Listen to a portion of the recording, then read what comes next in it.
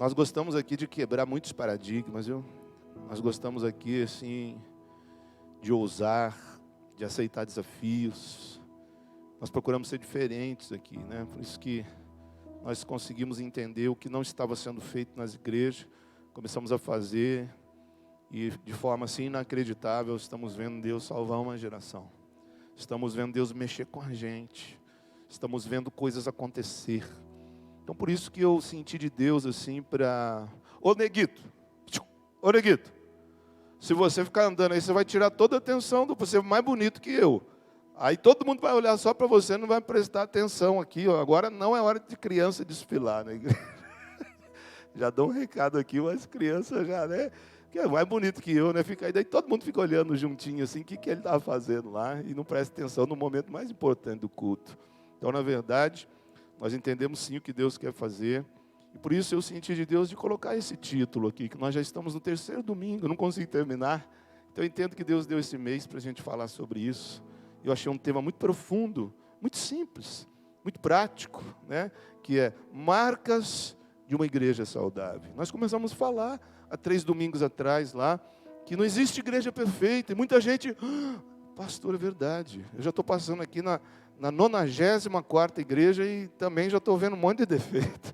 E aonde quer que você for, você vai encontrar defeito. O que você precisa entender e enxergar, essa igreja está fazendo o que Deus mandou fazer. Você precisa entender se o barco está indo na direção da salvação. Não se a igreja está fazendo uma massagem no teu ego e você está se sentindo muito bem. E de repente você vai olhar, só vai ter você no barco. Porque aquele barco que deveria salvar o mundo, com a tua ajuda, às vezes não está cumprindo o propósito. A igreja tem um propósito de se existir na terra. E infelizmente, a liderança de um passado próximo, ela errou. E eu vou até falar isso aqui num tópico, que os crentes acabaram ficando muito enjoados, né? Não tinha mais igreja que fosse boa para um determinado tipo de pessoa. Na verdade, o erro não é deles, eles foram vítimas de um sistema que colocou uma coisa que Deus não mandou, que disse para alguém que veio na igreja, falou, olha, agora a tua vida vai ser coberta de veludo. Agora você olha, você só vai pensar, o anjo vai aparecer e vai levantar um banquete estendido na tua mão. Mas não falou que a pessoa tem que orar, não falou que a pessoa vai ser perseguida, não falou que a pessoa faz parte desse processo da grande comissão, do ID, que Deus quer usar a tua vida. Você que nunca foi nada, você que talvez nem tenha estudo, e você que não tem experiência nenhuma na igreja, você que Deus quer usar. Porque Deus jamais dependeu da sabedoria e da capacidade humana, mas Ele precisa e Ele requer a disponibilidade do nosso coração. Aí é uma aliança perfeita. Aí quando nós colocamos, olha, Senhor, eu não sei muita coisa, eu estou aprendendo e sei que eu vou viver a vida toda e não vou aprender tudo, mas eu estou apaixonado por Ti. E eu quero te dizer que o Senhor pode contar comigo, porque nós dois vamos fazer uma aliança forte. E aquilo que o Senhor escreveu para a minha vida, eu vou cumprir, e eu sei que é coisa boa, porque os teus pensamentos são maiores que os meus, porque os teus planos são mais altos que os meus. É isso que nós estamos vivendo em Caraguá. Então, por isso nós estamos ministrando essa palavra hoje. Hoje nós vamos tentar avançar mais um pouco. O primeiro tópico que nós falamos lá atrás, lembram? Qual foi? Lembram?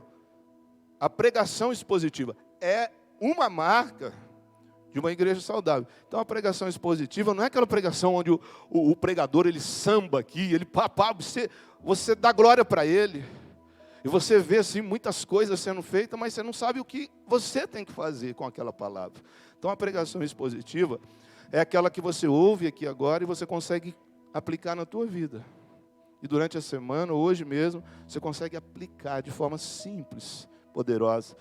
Poxa, eu entendi essa palavra, eu estou com uma situação assim, eu vou aplicar a palavra de Deus e isso vai dar certo. Porque quando você põe a palavra de Deus na tua vida, Deus entra e Ele faz cumprir a palavra dEle na tua vida, você será abençoado. Então essa é a pregação expositiva. Não é a pregação que expõe o pregador, é a pregação que expõe o que você deve fazer com a palavra de Deus. O segundo tópico que nós falamos foi da concordância teológica. A igreja tem que ter concordância teológica. Já pensou, cada um acredita numa coisa aqui? Eu estou aqui, mas eu gosto do Buda. Eu estou aqui, mas eu gosto de ir no centro. Não.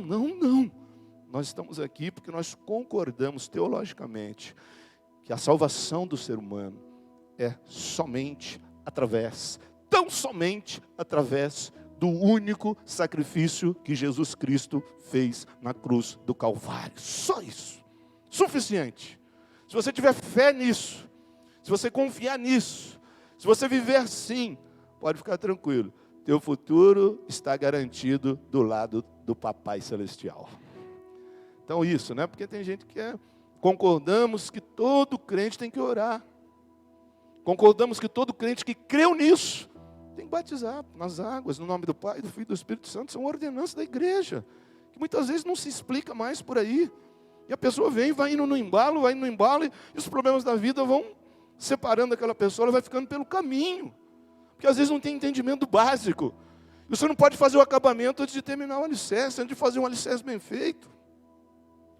Concordância teológica, que todo crente é lavado e remido no sangue de Jesus, e o nome é colocado lá no livro da vida, aquele livrão que nós vamos ver aberto lá, fulano de tal, sou eu, entra e possui o reino do Papai Celestial, que já está preparado desde antes da criação da terra. Todos nós concordamos com isso, concordamos na volta de Jesus. Então, assuntos essenciais à salvação, nós acreditamos, e também permitimos o livre pensamento em assuntos não essenciais à salvação, em assuntos sociais, que não ferem a palavra, em assuntos de tópicos que eu coloquei aqui, e a gente deixa que a igreja tenha essa discordância, para que haja concordância.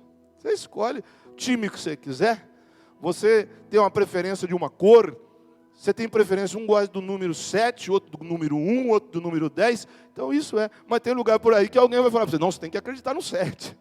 Você tem que confiar. Então, essa discordância também traz concordância e a igreja se torna forte. Isso é uma marca de uma igreja saudável. Sabia que a igreja que não é saudável, porque o líder da igreja quer que todo mundo pense igual a ele.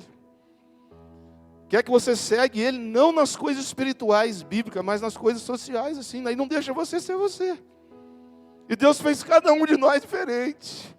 Todos juntos no mesmo propósito, mas de forma diferente, respeitando personalidade. Respeitando a forma de pensar, pautada na palavra de Deus. Então, quando nós deixamos isso, eu demorei para aprender isso, viu? Eu queria que todo mundo seguisse um caminho só. Não, você tem que pensar igual eu. Deus falou, não faça isso. Em assuntos não essenciais à salvação, deixa eles pensar como eles querem. Não tem problema nenhum. Eu queria que todo mundo torcesse para o Palmeiras. Eu ficava brigando com os corintianos. Aí eu entendi que não tem jeito, pessoal, né? Tudo bem, vocês querem sofrer. Eu não sei o que é perder mais. Então a gente deixa, para que esteja concordância. E o outro assunto, que eu consegui falar só um no domingo passado, lembra qual foi? O entendimento bíblico da conversão. Poxa, por que eu aceitei Jesus? O que muda? Como será? Não é só aquele momento de emoção aqui. Existe uma caminhada. Existem coisas a serem agora consertadas. Eu preciso abrir mão de algumas coisas. Todo mundo, ninguém vai entrar no céu se não renunciar a alguma coisa. Repetindo, ninguém vai entrar no céu se não renunciar algumas ou alguma coisa. Então toma cuidado que isso pode tirar alguém do céu. Tá? Ninguém vai entrar no céu por meios próprios. E quando nós entendemos o significado da salvação e a nossa conversão pautada na palavra de Deus, sempre vai ter alguma coisa para a gente abrir mão. Sempre vai ter alguma coisa, eu falo, olha, de hoje em diante eu ponho um ponto final, você não vai me atrapalhar mais. Entender, porque senão a gente fica terceirizando o nosso problema para os outros. Ah, mas não dá certo, eu não sinto nada. Eu já estou 10 anos na igreja, não sou batizado com o Espírito Santo, porque não abre mão de algumas coisas, gente. Sério mesmo, Jesus?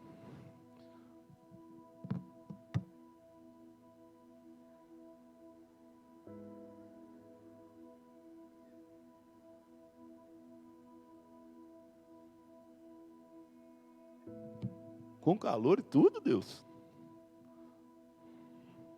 Por isso eu amo Jesus, cara. É intencional mesmo, viu? Nem queria pôr. Sabe o que o Espírito Santo acabou de me falar? Que você precisa largar a religiosidade. Isso aqui não me condena não, viu? Conheci muita gente aí de terno e gravata com o coração sujo.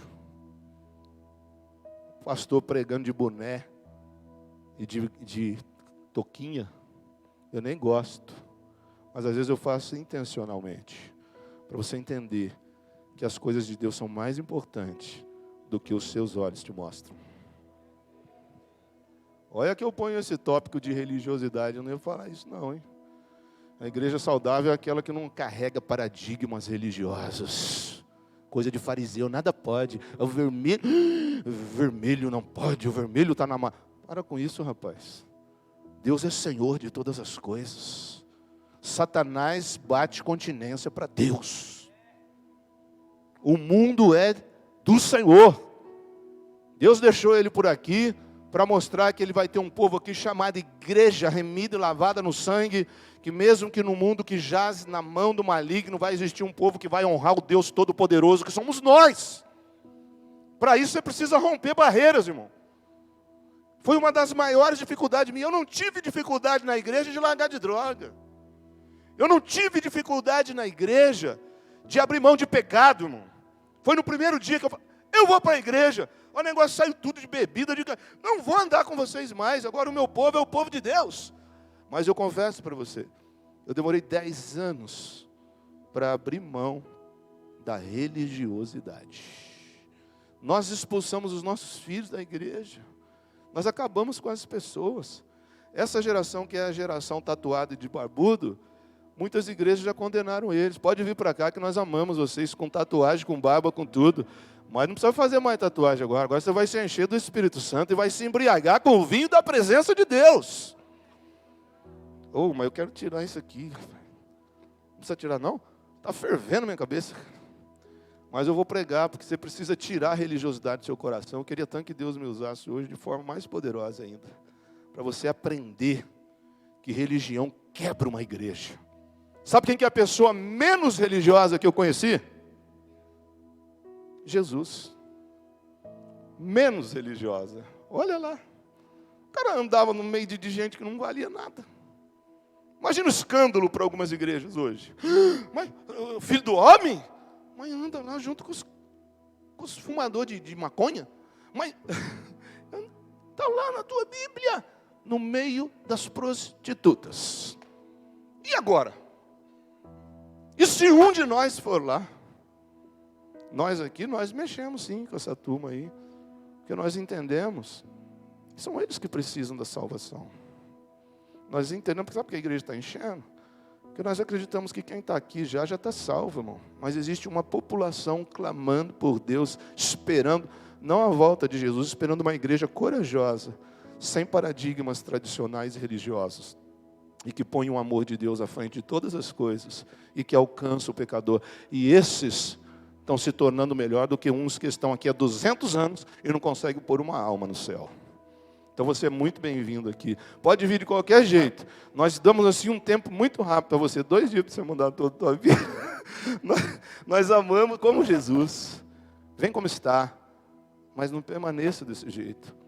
Sabemos que cada um tem um tempo. Mas dentro da igreja, na direção de Deus, você recebe condições, alimento, direção, palavra, para seguir o mesmo caminho e para dia a dia, largando essas coisas que tentavam levar você para fora do céu.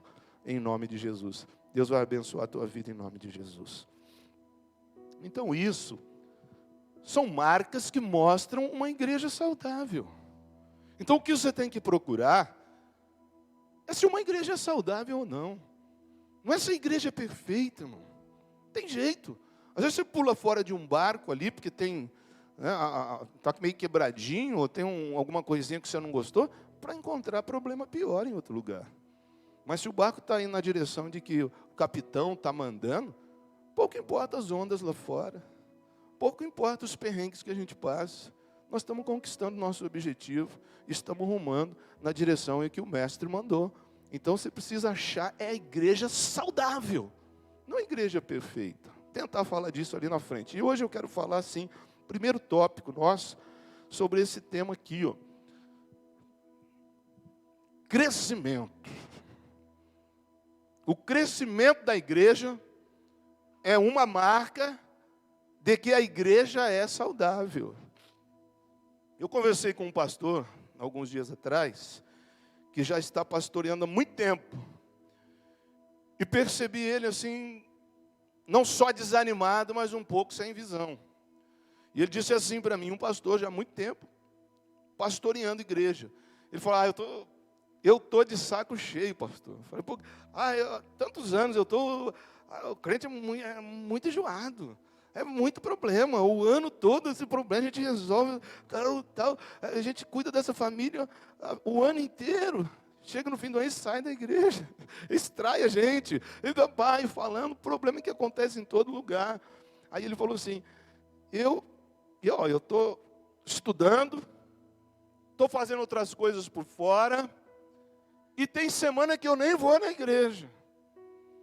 Aí eu falei, poxa vida, eu até concordo com alguma coisa até aqui, que realmente, às vezes, tem uns crentinhos que a gente fica com vontade de, assim, tirar um cinto, assim, uma hora ou outra, e, né? E dar uma batidinha. Porque, às vezes, a pessoa não se coloca no lugar, né? De quem está liderando, das dificuldades que tem na vida, do que está sendo feito, do esforço que está sendo feito, do sacrifício que está sendo feito, com todas as dificuldades, e a pessoa só quer ver o lado dela. Enfim, isso aí tem em todo lugar. Mas eu vou te fazer uma pergunta, e eu falei, não vou nem entrar no mérito, porque ele já decidiu, é isso mesmo, e aí ele terminou dizendo assim, eu quero essa igreja pequenininha mesmo, do jeito que está, sabe? Daqui, é para o céu. Vou te perguntar uma coisa, o reino de Deus, ele é algo grande ou é algo pequeno? O reino de Deus é uma coisa insignificante ou uma coisa grandiosa? Quando você pensa em reino de Deus, é uma coisa rica ou uma coisa empobrecida? Você acha que o reino de Deus ele tem que ser grande ou o reino de Deus pode ser qualquer coisa pequena, miserável? Quando nós olhamos para a palavra de Deus, as referências que se tem a respeito do reino de Deus, quais são? Seria por acaso quando Jesus fala, olha, o reino de Deus, ele é semelhante a uma grande pérola, que uma pessoa acha escondida num terreno, aí ela vai lá, vende tudo que ela tem, ela investe nisso, porque é uma grande pérola, de um grande valor. Quando Jesus fala de reino de Deus, ele fala que é uma pescaria, em que os pescadores saem para pescar e pegam uma grande quantidade de peixe, tem todo tipo de peixe lá. Isso está dizendo para a gente que é coisa grande ou é pequena? Quando Jesus se refere ao reino de Deus, ele diz que é como uma pequena semente, insignificante, mas tão logo lançada na terra, se torna a maior de todas as hortaliças, que estende os seus galhos e os pássaros fazem ninho nos seus... Está entendendo? Quando Jesus fala do reino de Deus, ele fala que é semelhante a uma massa de pão, não igual, mas uma massa que é jogado fermento lá, e aquela massa se destaca. Por quê? Porque ela cresce. Então, poderia citar outras passagens aqui. Então, para você agora, o reino de Deus, ele tem que crescer ou ele tem que estagnar? Então, o reino de Deus é uma coisa que vai crescer ou diminuir na visão do próprio Deus. Outra pergunta, qual é o organismo que representa o reino de Deus na terra? Qual é o organismo que representa o reino de Deus na terra? A igreja. Então a igreja tem que crescer ou tem que diminuir? Por isso, o crescimento da igreja é uma marca de que essa igreja é uma igreja saudável. Porque crescimento é sinônimo do quê? De vida. Uma árvore que tem vida, uma árvore saudável, ela cresce ou ela definha? Um ser humano que tem saúde, ele cresce ou ele emagrece? Saúde. Então por que a igreja, que é um corpo, se ela é saudável, qual é o resultado que ela tem que apresentar? Sabe por que eu estou dizendo isso? Porque esse negócio se tornou, assim, orquestrada pelo inimigo das nossas almas, quase um tabu. Não, a igreja não pode crescer. Se cresce é porque está errado. Às vezes as pessoas que não estão acostumadas perderam essa visão de reino. E o diabo conseguiu colocar que o crente é pobre, que o crente é... Não, é tudo pouquinho. Não, agora é uma vida sofrida, não tem promessa, não tem bênção, não tem coisas largas em grande escala. E a gente fala assim, a gente percebe que às vezes a pessoa, né, por ter passado em outro lugar, por não ter ampliado a visão em reino de Deus, e não aceita. Pastor, o senhor está dizendo que toda igreja é grande? Não.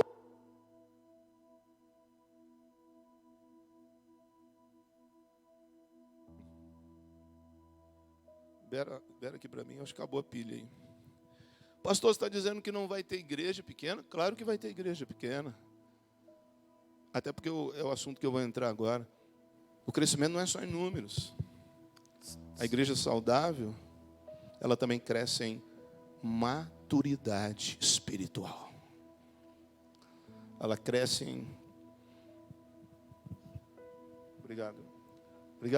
Levanta aí para mim. Então, uma das marcas que uma igreja está fazendo o que Deus quer que faça... Eu passei assim, irmãos... 7 anos num outro ministério... Eu ficava um ano inteiro sem ver uma alma aceitando Jesus. Eu não entendi, eu achava que aquilo era... Sabe o que eu via? Os pecadores para lá e nós somos crentes para cá. Eles são do diabo e nós somos de Deus. E eu era ensinado isso. E eu não passava perto, não. Ó, a Bíblia está dizendo, é a roda dos escarnecedores. Se você sentar ali, você também vai para o inferno. E aí nós provocamos isso. Porque não tivemos coragem de fazer igual Martinho Lutero. Deixa eu ver na palavra de Deus se o que está dizendo está batendo com o que Deus quer. Se não for assim, quem é que vai salvá-los? Se não for assim, quem é que vai estender a mão lá com confiança, sabe? Eu posso estender a minha mão, porque a minha mão é limpa, porque eu sou da luz, eu não sou das trevas, mas se eu não for lá nas trevas para dar uma chance para eles, eles jamais conseguirão a salvação da vida deles. Amém? Quer dizer, vai ter igrejas pequenas, pastor? Sim, vai ter igreja pequena, mas igrejas que têm a presença de Deus, igreja que tem batismo, porque aí também já entra em outro lado. A igreja para crescer, ela depende do líder, ela depende da unção que está sobre o líder. Deus não vai deixar uma igreja crescer se o pastor não gosta de ler. Deus não vai deixar uma igreja crescer, ainda que ela tenha promessa, se o pastor não tem unção, se o pastor não sabe liderar. Deus não vai deixar, porque Deus trabalha com liderança.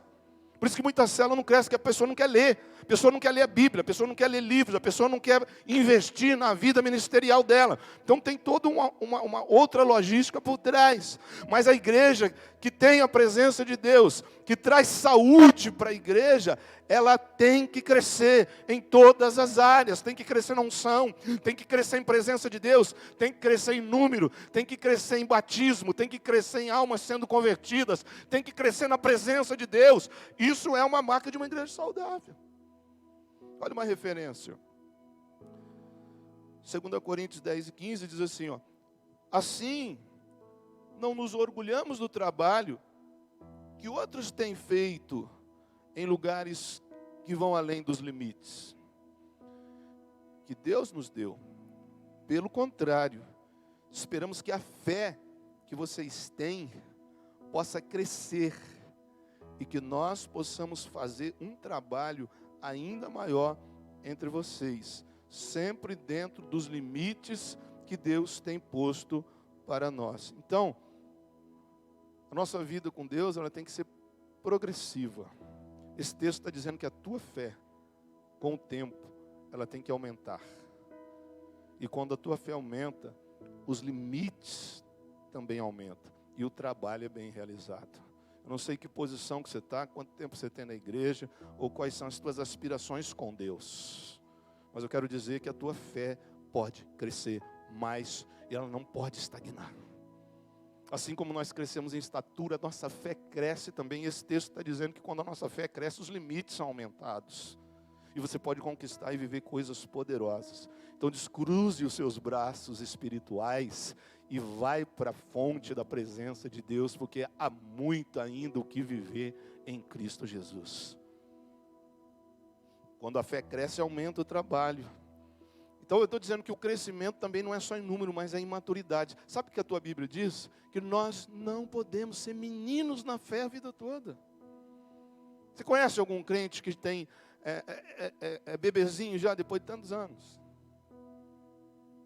A palavra de Deus está dizendo que nós, como servos de Deus, temos que ser menino na malícia, na maldade, mas nas coisas de Deus, nós temos que crescer espiritualmente. Não tem esse negócio aqui no meio dessa guerra entre o bem e o mal, entre o céu e o inferno, entre Deus e o diabo, de, eu não sei. Não, porque a Bíblia está dizendo que você tem que crescer, você tem que aprender.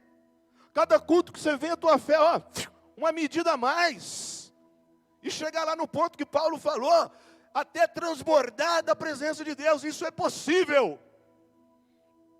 Então nós precisamos viver assim. Por quê? Porque se Deus está dizendo que nós temos que crescer na fé, deixando para trás o tempo de bebê, de menino, é porque a vida vai nos trazer situações em que nós não vamos poder agir como crianças. Eu estou falando a vida com Deus, a vida natural já te cobra.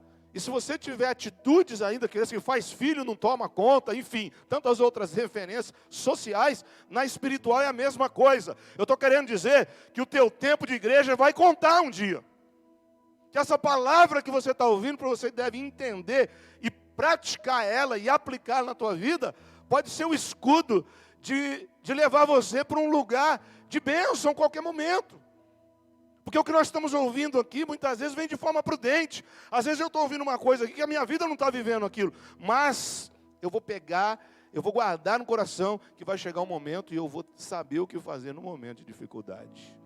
Porque eu preciso crescer. E todas as vezes que eu entro na presença de Deus, é uma grande possibilidade e oportunidade de crescimento para mim.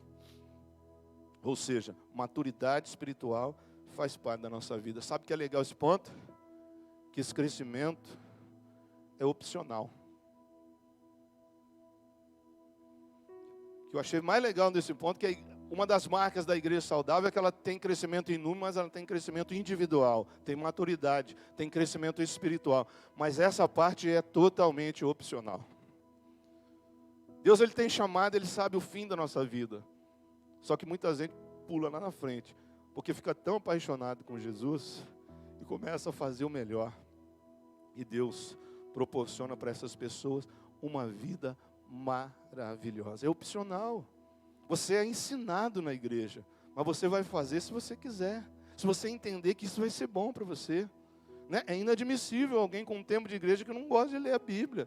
Não é questão de gostar ou não. É questão de sobrevivência. É questão de comunhão com Deus. É questão de vida emocional e espiritual. Você acha, porque eu sou pastor, que eu estou mais de 2 décadas na igreja, você acha que eu tenho vontade de ler todo dia? A palavra de Deus diz que existe uma guerra do espírito contra a alma. Tem dia que a minha carne está mais forte, mas eu nunca deixei de ler a Bíblia, nem um dia da minha vida. Por isso que eu gosto já de levantar fazendo. Que a gente fica protelando, deixando para depois, o dia passa lá atrás, lá na frente, na tarde, a gente está cansado, e aí lê de qualquer jeito, se lê. Então, a leitura da palavra de Deus é comida espiritual para o teu espírito, para a tua alma. Igual a comida normal, você vai lá, você toma café, almoça mesmo sem vontade, né? Ou então, a hora que dá fome, você come. A palavra de Deus é a mesma coisa. Olha o que a Bíblia diz a respeito disso. Porque esse crescimento é opcional. É dado a todos, o sol nasce para todos. Assim como a chuva cai e rega todos. Mas só alguns vão fazer proveito dessas coisas de Deus. Efésios 4,15, põe aí. Efésios 4,15, olha que legal isso aí, ó, falando de crescimento. Ó.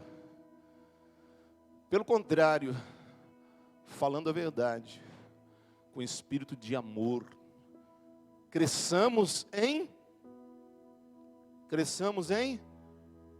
tudo, até alcançarmos a altura espiritual de Cristo, que é a cabeça. Só Cristo é a cabeça, nós somos os membros que compõem o corpo de Deus. Então, a tua Bíblia está dizendo que você tem que crescer em... Então, não tem esse negócio de chegar... Não, eu não quero fazer. Quer dizer, olha como nós estamos lá atrás. Não, mas isso não é para mim. A Bíblia está dizendo que você tem que crescer em tudo. Até chegar à estatura. Pastor, o senhor está dizendo que eu tenho que virar um Jesus? O que está aparecendo, né? Você ficar igual a Jesus. Eu tenho que ficar igual a Jesus? Não. O que o versículo está dizendo é que quando nós miramos em Jesus, não há limites para o teu crescimento na presença de Deus. Quando o texto está dizendo aqui, ó, crescemos até a altura espiritual de Cristo. Deus está dizendo para você, você pode, não há limite para você. Tira os seus limites. Olha para aquele que é o autor e consumador da fé, que Ele vai fazer coisas grandes através das tuas mãos. Crescimento. Sabe aquele papo de Davi?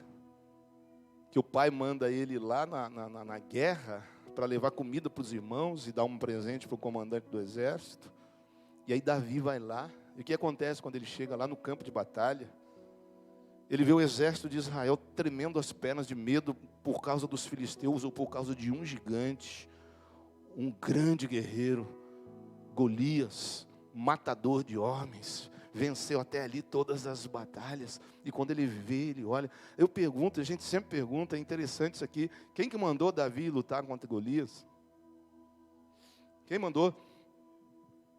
Deus mandou Davi lá lutar?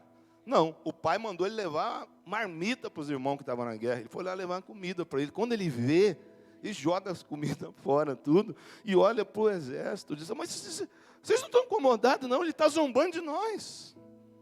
Vocês não vão fazer nada. Aí ele fala assim, vocês não vão, eu vou. Um menino, um jovenzinho, que até então, aos olhos de todos, não podia ir naquela guerra, ele vai lutar contra o gigante. Os grandes soldados aqui, o rei Saul era alto, estava tudo com medo. E aí o resto da história você já sabe. Ele vai lá, tentam dar arma para ele, fala assim, não, eu vou com o que eu tenho. Porque eu não estou dependendo da arma, eu dependo da fé que eu tenho no meu Deus. Eu vou pela fé. Ah, você vem contra mim com espada, com armas, com ajudante de armas, tudo, Golias. Pois eu vou contra ti em nome do Deus de Israel. E o fim disso qual que é? Davi voltando com a cabeça do gigante nas mãos. Sabe o que nós aprendemos aqui, gente?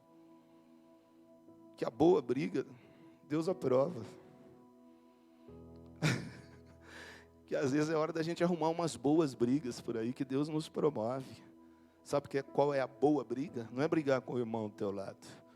É você brigar contra o inimigo para libertar o povo que está preso. A boa briga é quando você luta para que a obra seja solta. A boa briga é quando você luta contra o inimigo das nossas almas que prendeu o povo. Porque perder aquela guerra não seria só perder a guerra. Seria perder a economia. Seria perder as plantações, seria perder a política, seria perder a área militar, seria perder as terras, seria perder o futuro dos filhos, tudo estaria perdido. Então, no momento em que um jovem teve fé, ele conquistou tudo o que Deus tinha prometido para aquele povo, ou seja, sem Deus mandar. Quando você entende que você pode fazer algumas coisas, a boa briga é boa, aquela que você luta para que a igreja seja abençoada. Aquela que você luta para libertar pessoas que estão escravizadas, que estão paradas. Não é brigar com o irmão, não é brigar com o líder, não é brigar com o pastor. É brigar contra o inimigo das nossas almas. Isso faz parte do crescimento. Aquela briga boa. Olha o que a Bíblia diz em 1 Pedro 2:2. Pode soltar aí. Sejam como criancinhas recém-nascidas. Ai, pastor, eu gosto dessa parte, que eu não quero crescer, não. Eu gosto dessa parte. Sejam como criancinhas recém-nascidas, desejando sempre o puro leite espiritual. Aí, pastor, não precisa crescer não, ó. Pode ser criancinha. Ah, tá, olha agora. Para quê? Bebendo dele, você possa crescer e ser salvo. Toma cuidado, né? Bebezinho. Quantos aninhos de assembleia? 18. Não lê a Bíblia ainda. Só vem no culto. E dá 2 palminhas na hora da adoração. Uau, que crescimento espiritual. Então, a palavra de Deus está dizendo, a igreja vai crescer. quando as pessoas individualmente começarem a crescer e entenderem que elas fazem parte do corpo, que elas são um membro, mas tão importante. E elas deixam de esquecer e elas esquecem de uma coisa. Às vezes elas pensam assim, eu sou uma mão, o corpo ainda vive sem a mão, viu? Que a palavra de Deus diz que cada um de nós somos um membro que compõe um corpo. Só que um corpo humano às vezes vive sem uma perna. O corpo humano ainda vive sem um dedo. Eu não sei qual parte que nós nos encaixamos, mas faz a tua parte.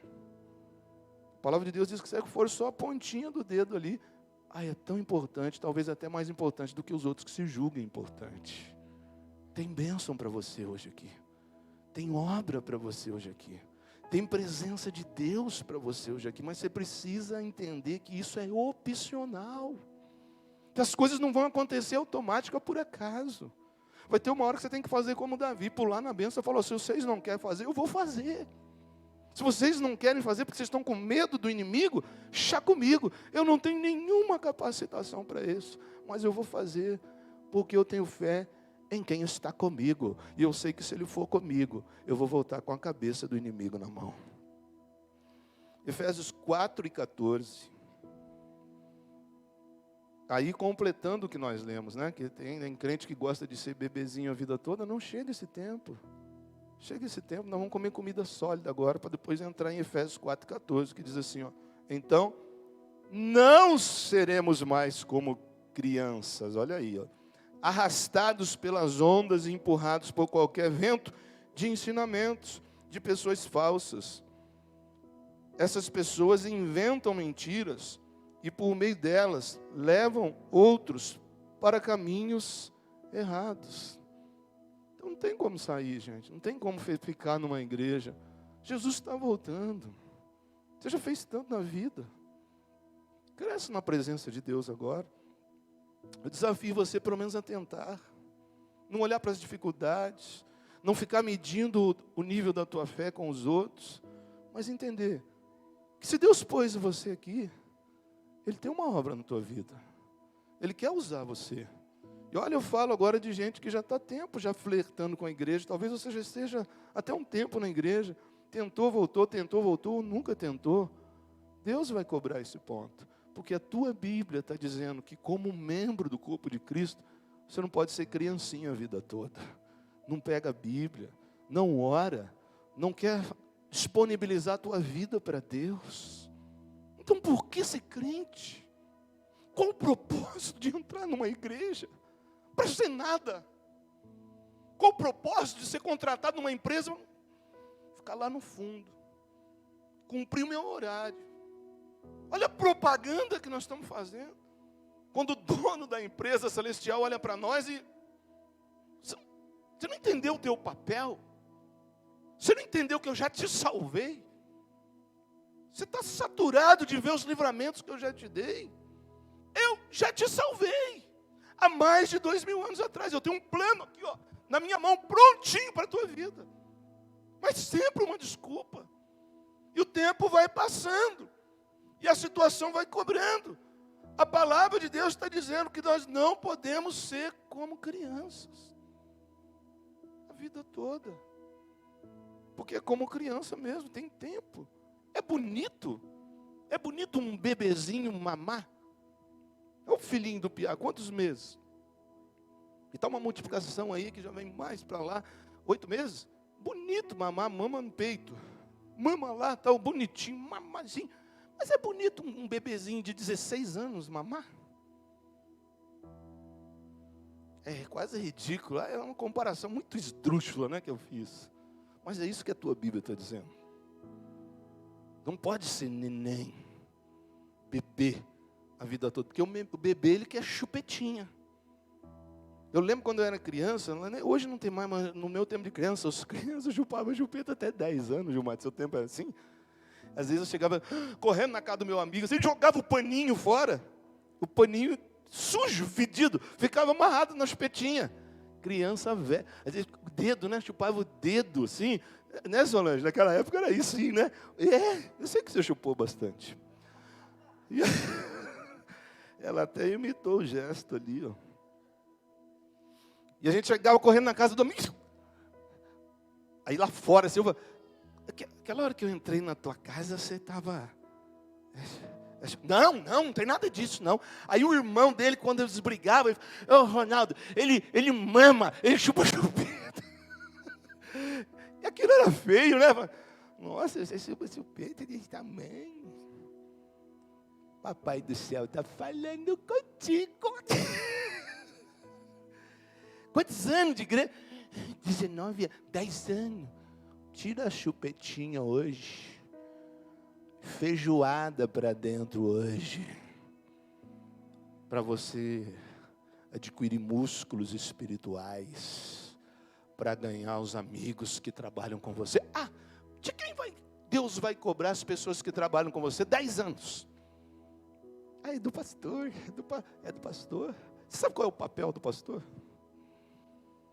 Pastor é o pastor, como um pastor de ovelhas, que cuida das ovelhas, que alimenta as ovelhas, que limpa as ovelhas, que dá água para as ovelhas.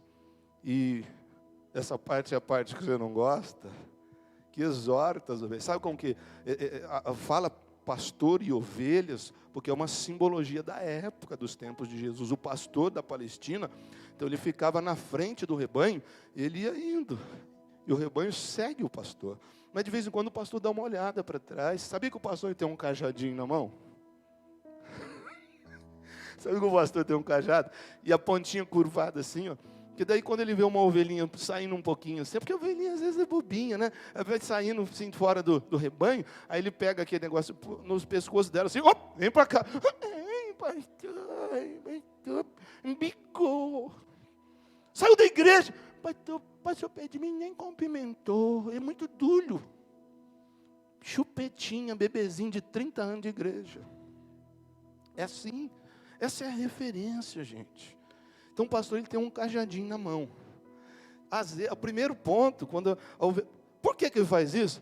Porque a ovelhinha vai saindo para lá. Você assiste um negócio de animal no Discovery lá, você vê como que as leoas, para pegar o búfalo, eles vão correndo assim, num bando assim, ó. Nenhum leão entra no meio.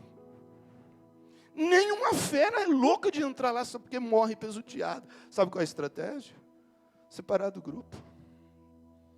Estratégia é separar do grupo. Elas vão assim, ó, vão rodeando meio pelas beiradas assim. Aí aquele búfalo ele vai e corre para lá. E o bando correu para lá. Aí ele fica aqui. A hora que cai em si, ó, está rodeado de feras. Já era, irmão. Já era mais de 20 leões em cima. Assim é a tua vida espiritual. Quando você não anda junto com a igreja. Quando você não está no fogo com a gente. Quando você não ora com a gente. A tua vida está indo para lá. E o último recurso, sabe qual é? Cajadinho do pastor. Vem para cá. Mas aí a pessoa reclama. Tá aquilo lá. Sabe qual que é a última instância para um pastor lá da Palestina? Para fazer a ovelhinha andar junto com ele. Porque ele sabe que a ovelha vai morrer. Sabe que os lobos vão pegar. Ele às vezes dá um batidinho. Última instância, sabe qual é? Ele pega a ovelhinha no colo. Desloca a patinha dela. Quebra a patinha da ovelha. Assim, ó. Aí põe ela no chão. Aí ela não consegue andar. Aí ele fala, vou te ensinar, agora eu vou te carregar no colo. Aí ele carrega no colo e vai com ela, assim, ó. Aí vai, o rebanho vem atrás. Aí ele coloca ela. 80%, 85% das ovelhinhas de patinha quebrada, aprende a lição. Aí vai atrás lá. Mas ainda tem 15% que mesmo assim, que mesmo machucado, que é a última instância de ensino para a ovelha, aquele pecado. E o rebanho está indo, não quer ser líder, não quero olhar, não quero nada, quero pecado. Quero namorar, casar não, só transar, só beber, fumar. Aí vai embora. Sabe qual que é o nosso patinha quebrada aqui? Essa salinha aqui, ó. Ali é patinha quebrada. Quando a ovelhinha está indo de ladinho, a gente fala, passa lá na salinha. A pessoa entra assim, ó. Aí sai assim, ó.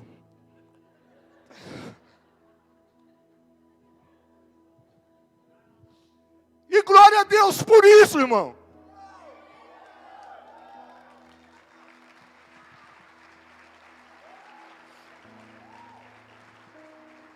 Sem religiosidade, irmão. Patinha quebrada. E porque precisa, irmão. Exortação, chamar atenção, corrigir. Sabe por que eu estou aqui hoje? Porque um dia alguém puxou minha orelha, cara. Porque se dependesse dos meus amigos, eu jamais estaria aqui. Não, que igreja nada.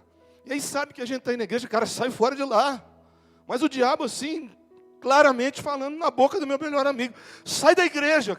Sai. Não, não precisa desse jeito. Ser radical assim, não, sai disso. Mas alguém chegou para mim e falou, meu, toma vergonha na cara, rapaz. Você está com 31 anos, querendo viver vidinha de 18, meu. Para com isso, rapaz. Você já tem filho. Você já tem uma mulher bonita. Você tem um emprego. Vem para a igreja. Ó, minha patinha, ó. E graças a Deus que eu vim, irmão. Não foi fácil. Nem um dia foi fácil. Mas eu não vivo sem Jesus. Vamos passar a linha. Às vezes é bom, né? É só que é a última instância. Aí quando não tem jeito isso, aí o pastor deixa. E nunca mais aquela ovelha é vista. Porque com certeza, se andar fora do rebanho, do crescimento, da onde Deus indicou para abençoar, a pessoa vai morrer. Não existe estratégia para isso. É um corpo. E você que quer ir para o céu, tem que ser membro do corpo de Cristo por inteiro. E senão é mão cortada. Um dia fora pode morrer. O crente maduro espiritualmente é aquele que frutifica, cresce e mostra os frutos. Eu gosto de fazer essas perguntinhas assim, né? Você acha que você está crescendo? Pelo tempo que você está na presença de Deus, você cresceu no mesmo nível do tempo de tudo que você está aprendendo? Ah, pastor, eu era numa igreja que não tinha ensino, era só coisinha assim. Não, tudo bem, vamos descartar isso aí. E agora? Você acha que você pode crescer mais ainda? Então eu poderia sim mostrar frutos de diversas formas. Eu coloquei tudo num só. E na minha ótica aqui, bíblica, o maior fruto, irmãos, que o cristão precisa mostrar, é claro que tem que ter muita coisa, tem que ter unção, tem que gostar de orar, tem que ter espiritualidade, tem que ter conhecimento bíblico, mas eu peguei tudo e pus num pacote só. Até porque é o segundo mandamento do Novo Testamento. O primeiro mandamento é amar a Deus acima de todas as coisas. Você não pode amar ninguém, nem teu carro, nem nada acima de Deus, tá? Você tem que amar a Deus acima e tem que mostrar isso daí que você ama mesmo. E o segundo mandamento, igual a esse, é amar o próximo como você ama você mesmo. Então, eu estou usando esse segundo mandamento. Eu acho que o maior fruto, a demonstração de crescimento que nós estamos tendo é quando nós começamos a amar os perdidos. Isso aqui é demonstração de quem realmente se converteu. E de que o sentimento de egoísmo saiu, de materialismo saiu, de hedonismo saiu, e a gente está vivendo em prol do reino de Deus.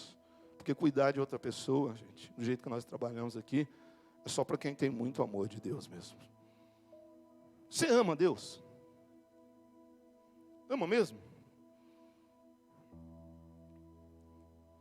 Por que você ama Deus? Por que você ama Deus? Uau! No alvo. Porque Ele me amou primeiro. Talvez é a resposta da maioria. E por que Deus te amou primeiro? Porque Ele te salvou.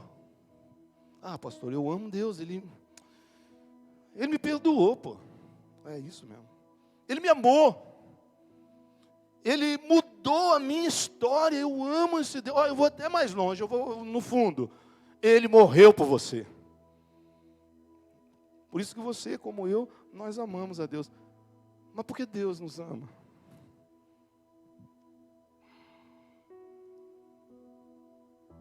Porque Deus nos ama. Nós amamos Ele porque Ele fez coisas por nós. Olha que pergunta boa. E por que que Ele nos ama? Quando nós fizemos tudo de errado, Ele já nos amava. Quando nós estávamos cometendo os maiores pecados, Ele já liberava amor sobre a nossa vida. Quando nós estávamos completamente perdidos no mundo, aí sem ensino, sem nada, sem cobertura espiritual, sem líder, sem pastor, sem igreja. Assim mesmo. E até lá, cada dia, Ele te amava.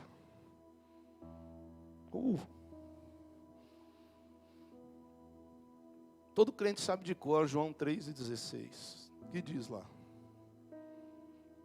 Vamos falar? João 3,16.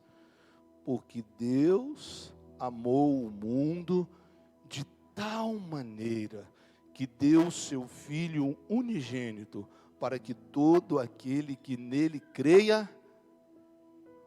Amém. João 3,16 é a história de Jesus para nós. E 1 João 3,16, você já leu? João 3,16 é a história de Jesus para nós. 1 João 3,16 é a história nossa para Jesus. Coloca aí, Letícia. Nisto conhecemos o que é o amor. Jesus Cristo deu a sua vida por nós. E devemos dar a nossa vida pelos nossos irmãos. O pastor está batendo, mandando eu ser líder. Sai, chupetinha, vem comigo, vamos salvar Caraguá. Você só gosta de João 3,16? Tua Bíblia acaba aí? O mesmo João que entendeu o papel de Jesus na vida dele, entendeu o papel dele na vida de Jesus. Olha aí o que a tua Bíblia está dizendo. Nisto nós conhecemos o que é o amor. Nós não podemos dizer que amamos a Deus se nós não cumprimos isso aqui, ó. Nisso verdadeiramente conhecemos o que é o amor. Jesus Cristo deu a sua vida por nós. E devemos dar a nossa vida por nossos irmãos.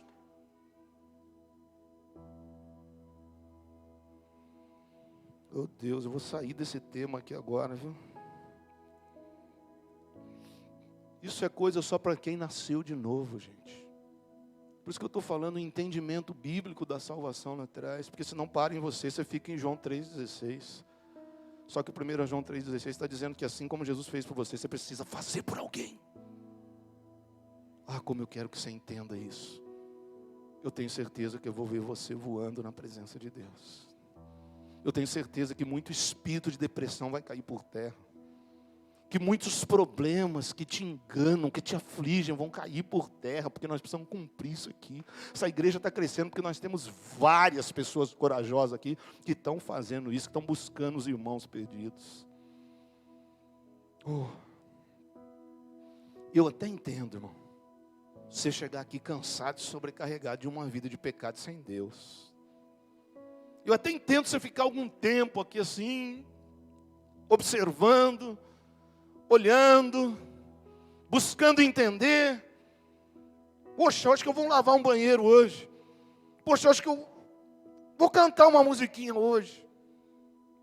Mas depois de passar um tempo, você não entender isso aqui, o evangelho acaba. A geração que vem depois de nós morre sem salvação, se nós pararmos em João 3,16. Mas se nós viajarmos até 1 João 3,16, até a última batida do nosso coração, nós vamos estar salvando alguém em nome de Jesus. Eu até entendo alguém chegar e não querer fazer, eu respeito isso. Mas a pessoa que tem um tempo de igreja, que tem base bíblica, que tem entendimento, se ela se recusa a fazer isso, eu não queria estar na tua pele, não. E o pior, está na igreja cantando, eu amo Jesus. E o pior, oh, como eu te amo. Agora eu vou embora, vamos fazer uma célula. Eu vou mexer no fio aqui, ó. Eu vou arrumar, pintar a parede, mas não é essa obra. Jesus não te chamou para ser servente, pedreiro. Chamou para você ser líder do reino dele. líder espiritual. É um reino não de operários, de mão de obra. É um reino de sacerdotes, de gente que executam o trabalho sacerdotal. Você pode muito mais do que você pensa. A vida cristã é progressiva. Eu nem vou para o segundo tema, viu? Senão nós vamos parar lá nas 9h30 lá. Vou deixar para depois. Cada coisa boa que tem aqui.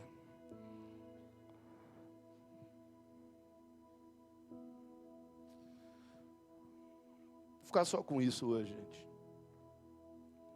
Uma das marcas da igreja saudável é o crescimento. E o crescimento depende de cada um de nós.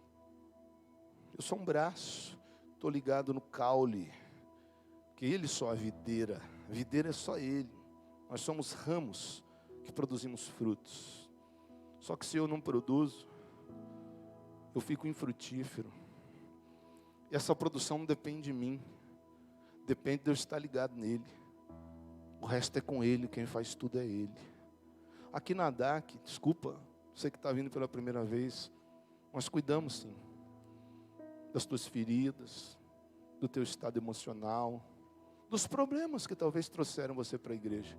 Mas nós mostramos a direção certa para você ir e através da tua vida outras pessoas serem salvas também.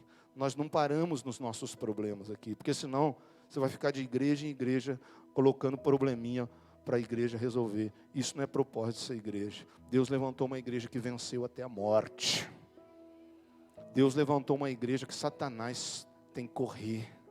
Deus levantou uma igreja que quando é plantada saudável numa sociedade, essa sociedade tem que se render aos pés de Jesus. É isso que nós pensamos aqui. Nós conseguimos levantar, não que o reino estava caído, mas os homens que estavam na frente de trabalhos, deixou a igreja doente. Sabe por que as pessoas ficam de igreja em igreja, igreja em igreja, tentando achar a igreja perfeita? Por causa de uma liderança que não ensinou o que é certo. Isso ficou ruim para o próprio povo. Fica, aqui eu não gostei do som, é muito alto. Lá não gostei, a palavra vai até longe. Não, tá bom. Sabe como que era? Vou falar de semana que vem. Na época da igreja primitiva, só tinha uma igreja em cada comunidade. Entendeu? Só uma igreja. Aí eles não tinham opção. Eles tinham que aceitar Jesus. Ele que está lá, quebrava um pecado no meio, ia lá. Mas os homens erraram. Você não gosta que eu falo alto? Então eu vou falar mais baixo. Você não gosta que eu danço? Você gosta que eu use terno? Então nós vamos todo mundo pôr terno. Aí tem igreja de todo jeito hoje. E a igreja ficou enjoada. E os crentes ficaram muito perigoso perder o céu. Porque está tão exigente e já até desistiu de procurar a igreja, porque não tem perfeita mesmo. Mas se tivesse só uma, você não teria opção. Então hoje Deus até permitiu, tem igreja que mulher pode usar o cabelo comprido, hoje outra tem que cortar, outra tem que usar saia, outra não pode usar calça, enfim. Tem todo jeito. Você fica aonde você achar melhor. Agora, procurar um lugar agradável, já falei semana passada, você não está procurando igreja, está procurando spa. Porque igreja não é um barco de prazeres. É um barco de resgate. É a única chance para o pecador. Se você entender isso, Deus te levanta hoje. E os seus problemas vão desgrudar de vocês. Porque a tua palavra está dizendo: buscar em primeiro lugar o reino de Deus e a sua justiça. Todas as coisas vos serão acrescentadas. Se coloque de pé.